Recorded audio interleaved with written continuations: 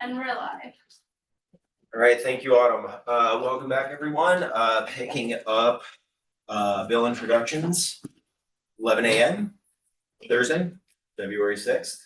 Our next order of business is H72, an act relating to municipal ordinances governing nuisance properties containing salvage and scrap. It was put in by Representative Sakowitz as lead sponsor. He is joining us today to share his thoughts on this piece of legislation. Representative, please join us.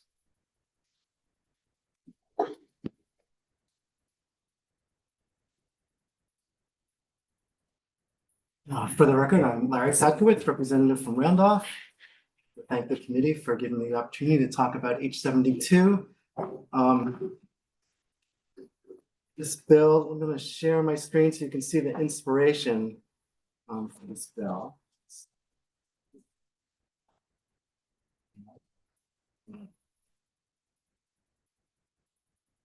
Here.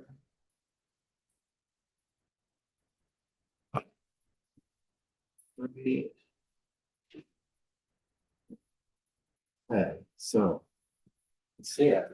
I'm going to get rid of my. I'm good now? I'm not seeing them on the screen.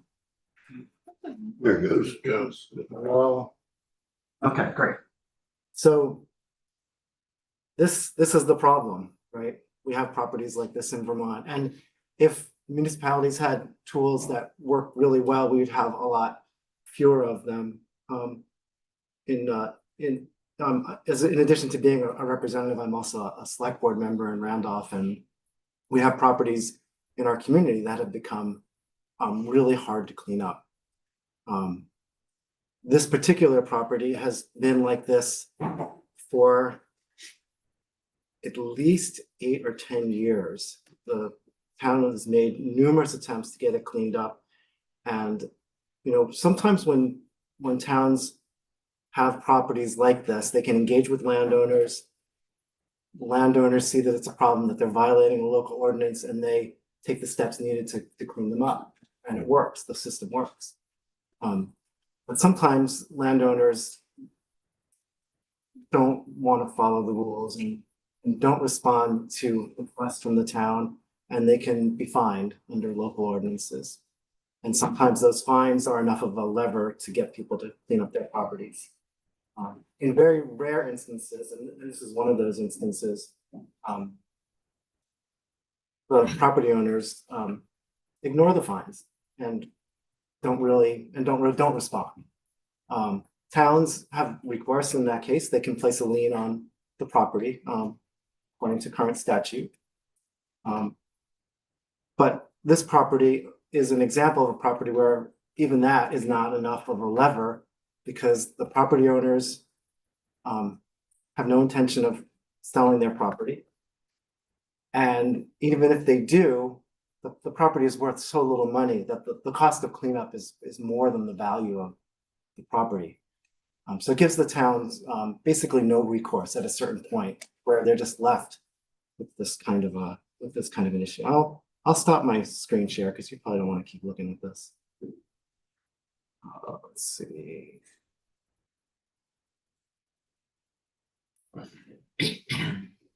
And so the bill tries to get at this through one really very simple tool. If a property owner doesn't pay their property taxes, the property can go to tax sale, and the town can force, payment. Analogously, if a property owner doesn't pay their water or sewer bill, the town can do the same thing. It can make sure that it collects that money. What this bill proposes is to allow municipalities, in these really very rare cases where there's no other alternatives, to be able to use a process as if it were to go to tax sale, to be able to take possession of the property, clean it up, and make good use of it. This particular property, I didn't show you the surrounding neighborhood, but it's actually on a very small lot in a dense residential neighborhood. And There are neighbors who have to look at this every single day, year in and year out. There are folks who live next to this property who can't sell their homes because no one wants to live next to this kind of property. So that's what this bill is really trying to fix.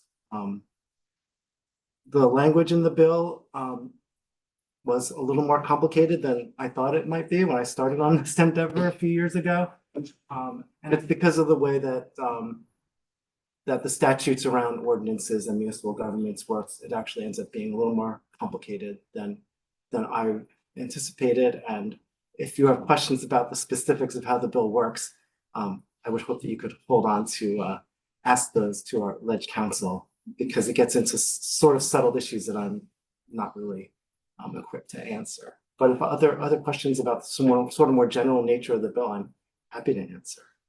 Representative Waters Evans. Thank you. Hi, so I'm interested, when you said they have no intention to pay or they don't want to pay, I'm wondering if you considered at all the fact that some people might not be able to pay. And if there are other alternatives available, or if you considered offering some kind of assistance or another avenue. It seems to me that probably financial reasons are it's not that like there's like, we don't feel like cleaning it up, but more it's like we can't afford what is a sizable expense. Sure. And yeah, no, that's a legitimate point. And I want to make it really clear that the intention behind this is that this is really a tool of last resort for property owners that are really recalcitrant. For this particular example, the property has gone through a series of waves where the town has said, we'd really like you to clean this up, and if you don't, we're going to take you to court, we're going to do all this stuff.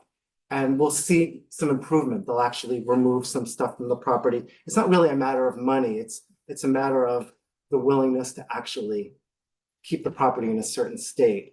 And we've seen this happen with other properties in my town, and I presume around the state as well, where a town will threaten some sort of action, the property will get cleaned up, and then once it's cleaned up and they've satisfied the town, it starts all over again. So this is really this bill is really supposed to be narrowly focused on those property owners who it's not because they can't afford to clean it up. It's because they just want it the way it is for whatever reasons that they have, and don't want to respond to town requests to make an improvement. Representative Stone, then Nugent. She had you just by a millimeter.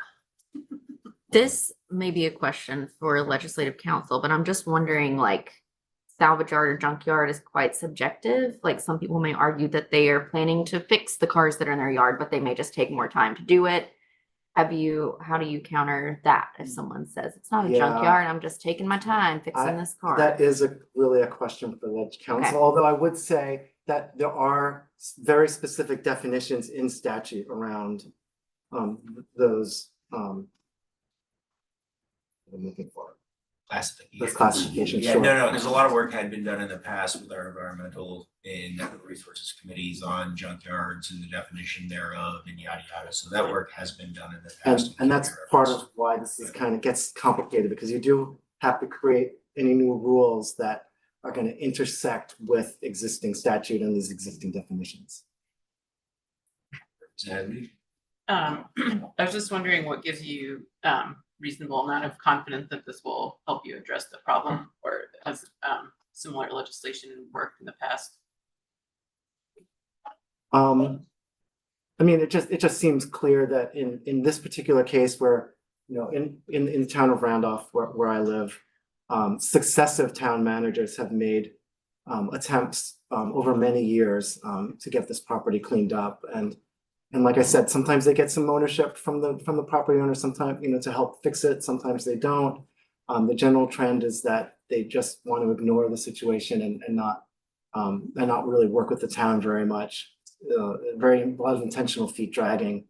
And it just seems like, after dealing with the property for many, many years, that, if it got to the point where we could say, well, you're not paying your fines, we're gonna, put the property up for sale and we're gonna take possession, clean it up, and make good use of it. It seems like it would work. And again, it's something which would be really a last resort for the very small number of properties where this is an ongoing issue with very little response from the landowners. Representative Coffin?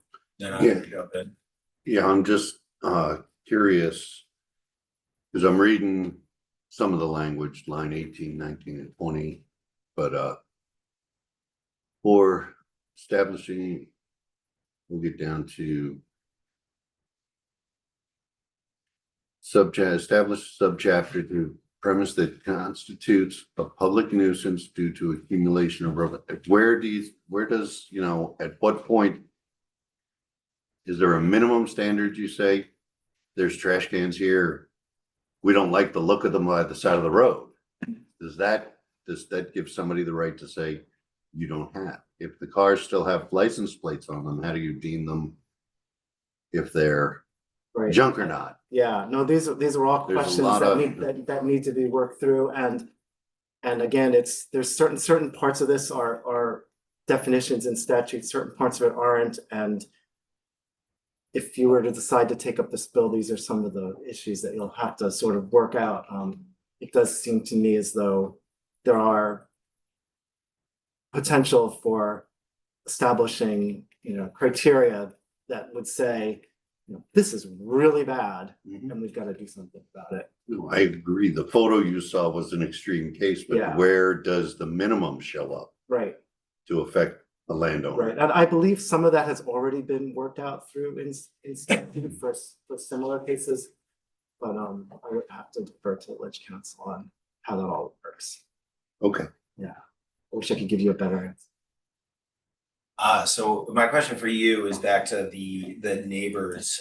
You made reference, you cited that some of the neighbors tried to sell and this impeded their ability to do so. Was that because of the blighted property, like impacting the sort of a comp or assessment that a realtor puts together?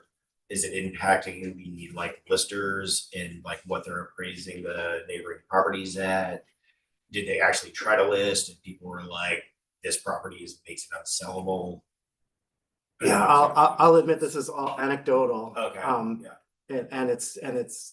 I think it really just is as simple as, I put my house on the market. Nobody wants to buy this because of this neighboring property. Okay, gotcha.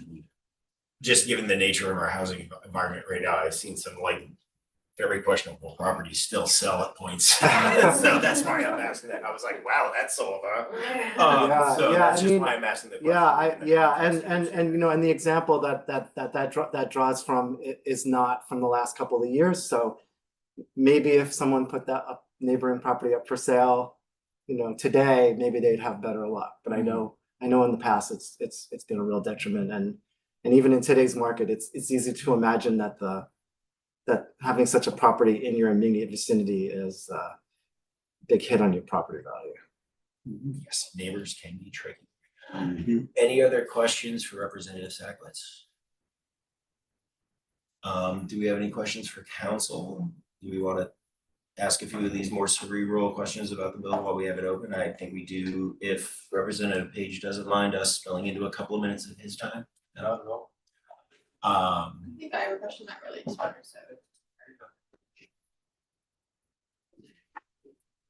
If you may, sir.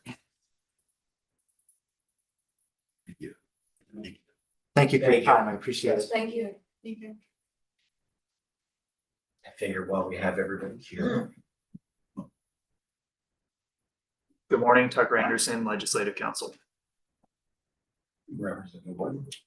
I'm wondering if there's language in the bill that provides towns the authority to enforce what level of junk accumulation constitutes a public use.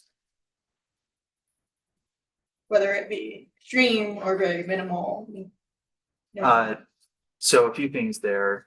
From what I recall, is no specific cross-reference to 24 VSA 22, maybe there is, to 2291 subdivision 13, which is the subdivision that governs defining what a public nuisance is.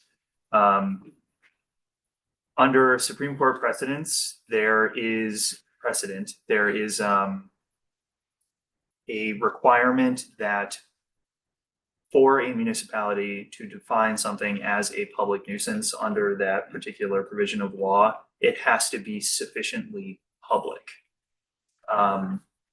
So there is some room for municipalities under current law to define some of these properties as constituting a public nuisance. But it would have to meet that specific standard under the guidance of the Supreme Court of Vermont.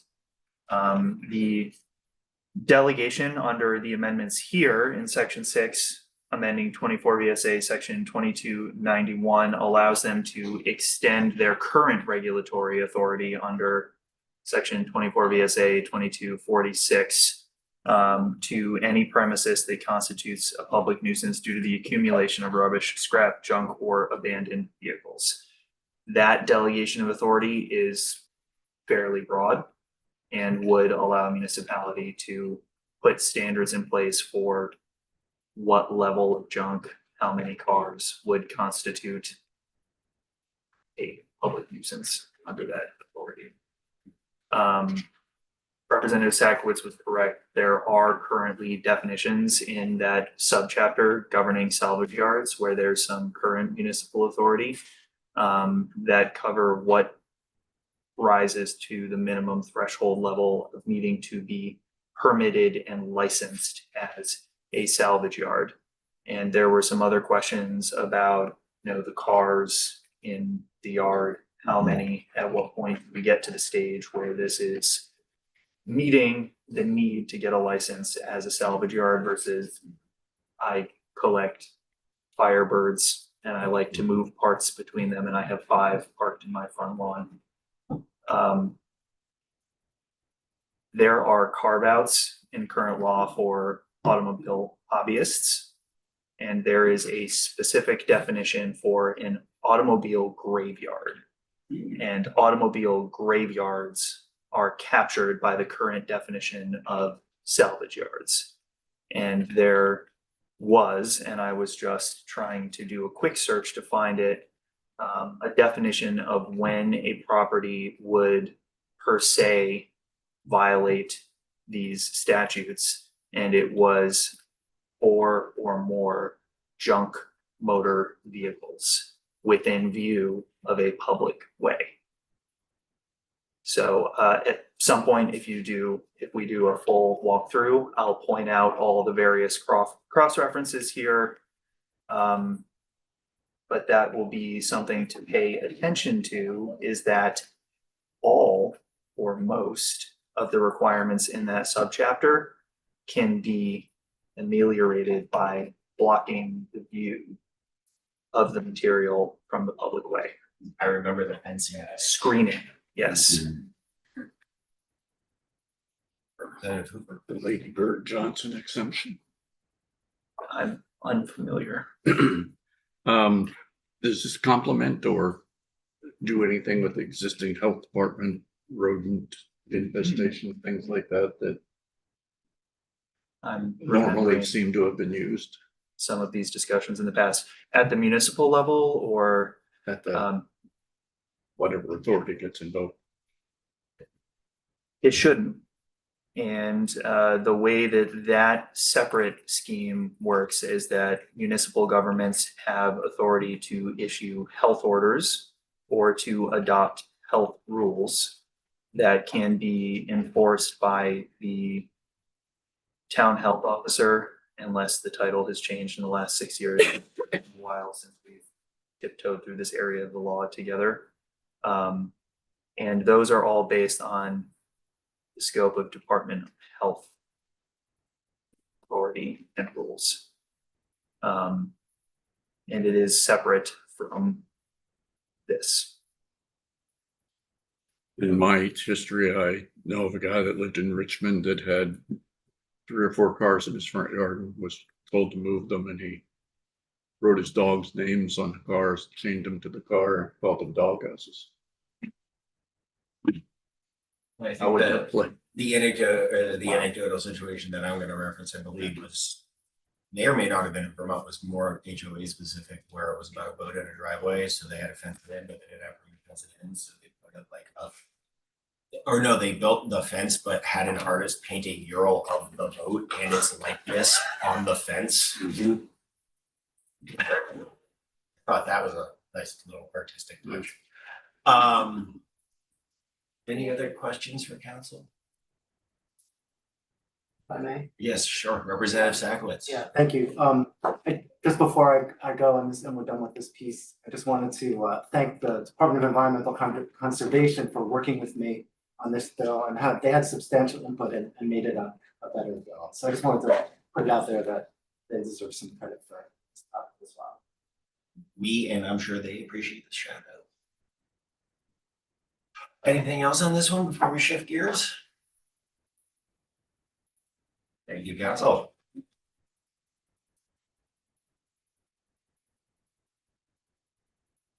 Representative Page, you're up. Thank you. Before I begin, I'll just comment on the room. It's wonderful. People would bill for this room. He did. Yeah.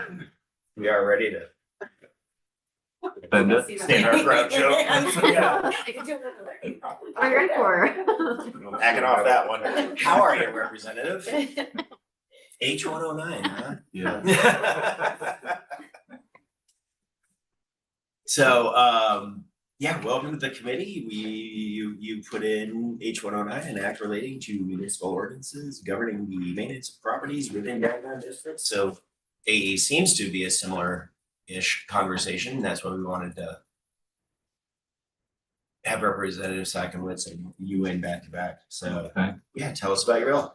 Mine's a little different. And before I begin, I'll just say for the record, I'm Representative Woodman Page from Newport. And again, I'm here to introduce H109 relating to municipal ordinances governing the maintenance of properties within downtown districts. That's the difference between this bill and the previous one. And I've already submitted my comments to your executive assistant, but I'll go through it. So Newport is my hometown and my district, and it's a very different town from the one that I grew up in and was born in. Like many small towns, many small Vermont towns, it's fallen on hard times. And Newport currently does have a building within its downtown designation that's been vacant for a number of years now. The building was originally a J.J. Newberry's five and dime store. And if you walk by it and look inside of it, you'll see that the building is leaking terribly. And it's not being properly maintained. And in many ways, the building reminds me of that experiment in which it deals with broken windows. The experiment was in this case with abandoned vehicles, where one was placed in a bad area and the other was placed in a very nice area.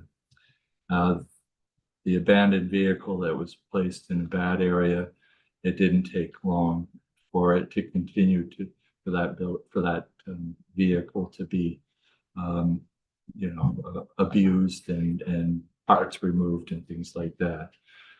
The vehicle that was placed in the nice area, it wasn't touched for weeks until the inventor of the experiment actually broke a window, and then the vehicle started to be demolished.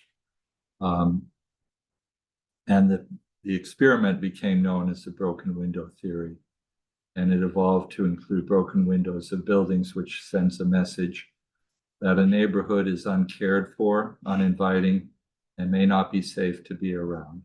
Now, to be honest with you, there are no broken windows in the building that I'm referring to, but the building is looking very tired. And next to that building, there's another vacant building. That particular building it's been recently empty, but it's not abandoned and it's not deteriorated thus far. But the Newberry's building, if something is not done, it will eventually need to be torn down if those repairs are not made soon. There are many reasons why a business or a building owner chooses to let a building deteriorate. It may be the cost of repair or bringing the building up to code. It might be best to keep the building as an asset or a tax write-off. And there may be difficulties in finding and opening businesses when the market or community isn't supportive, or simply the owner lacks the finances to make those repairs. Whatever the reason is for those buildings they need to be looked after if our designated downtown areas are going to flourish and ultimately attract new businesses, visitors, tourists, and residents to the area. So this is the reason for H109. It would be nice if this bill could fix all of our abandoned buildings or vacant buildings throughout Vermont, especially the J.J. Newberry's building in Newport. And I realize that it's not the ultimate solution to our struggling downtowns, but it might give some of our municipalities another tool to address the deterioration of buildings and possibly initiate the recovery of our downtown designated areas. So if you don't have any further questions or any questions towards H109, I can turn the discussion to Mr. Anderson to go over the bill. I guess my question for you referenced, what was it, a JJ Newberry building? Is that? Yes. Yeah. What's the footprint of that? Like, is it a half block, full block, or block?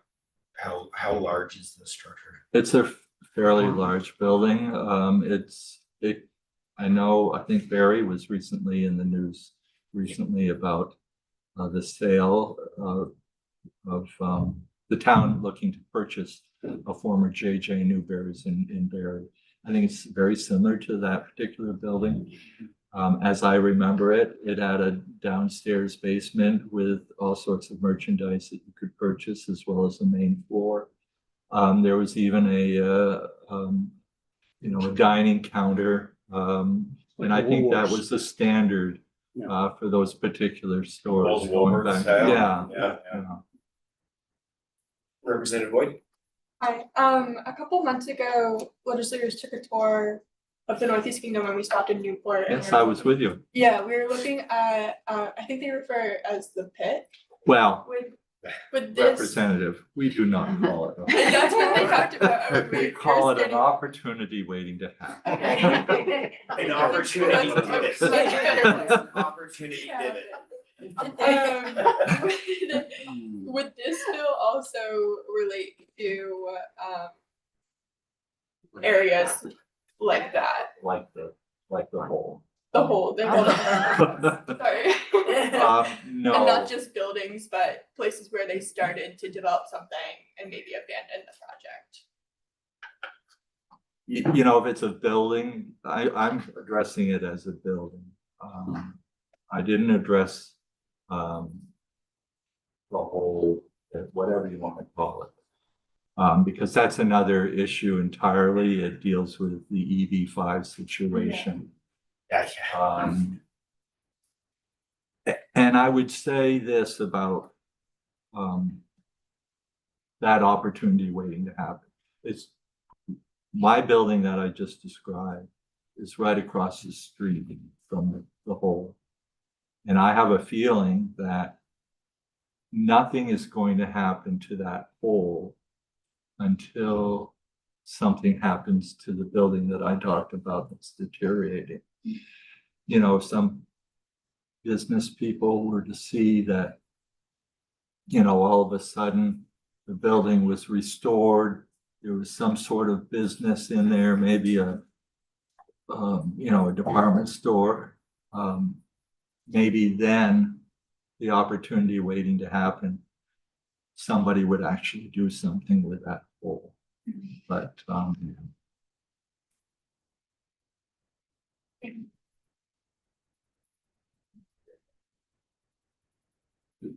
right. But you know, I just say that, you know, my town is not unique. I think we all probably live in or near various towns that are facing the very same problem. I mean, my community, especially in Virgins, we've had an issue with that. There was actually one property that has finally gotten into a rehab and redevelopment phase that stood behind such a dense wall of trees, right on 22A Main Street, as you're coming over the bridge heading south. There were people who lived in the community for 5-6 years, didn't even know the building was there anymore, and were like, no, it's actually an old mansion. And it's finally being redeveloped, and the conversation apparently had been kicking around in the community. I've been there 18 years, long before I even showed up. So I understand what you're saying. Just within that right? It's hard, you know. I would also say, and I mentioned it briefly, I think there are some owners that, in some cases, do not live in the town, they live elsewhere. And they would very much prefer to keep it empty, as a, you know, as a tax write-off. As they extract the tax benefits from the carried loss. Yes, sir. And that's unfortunate. I don't address that. I don't know how to address something like that. No, I understand everything you're saying, Representative. We appreciate the time and the run through. Does anyone have any questions for council on this one? All right. Well, that was a nice little landscape municipal eyesore bills. So committee, we're gonna go off now a little early. We're gonna take up what we are. This is going through draft language that we're gonna try and hone into the actual bill. Typically, this bill operates as a committee bill, so that's why we're kind of doing this draft first glance together as a team. That is our 1 o'clock. And why we scheduled a pretty decent amount of time for it, because I do want to touch on some of the nuance to it. And then there's also gonna be some other OPR things going on coming in that I'd like to chat about, consideration of inclusion in there. So this is just a warm up to a bigger conversation. Calendar math. This is, you know, a product that the committee moves as a practice. But given the weight of some of the stuff that we have incoming, I would like to really focus attention on this quickly and properly to move a product before we have a very, very, very heavy load put before us within the ed reform context. So that's the conversation we had, is sort of timeline of focusing on this with a lot of intent in the coming days and next month.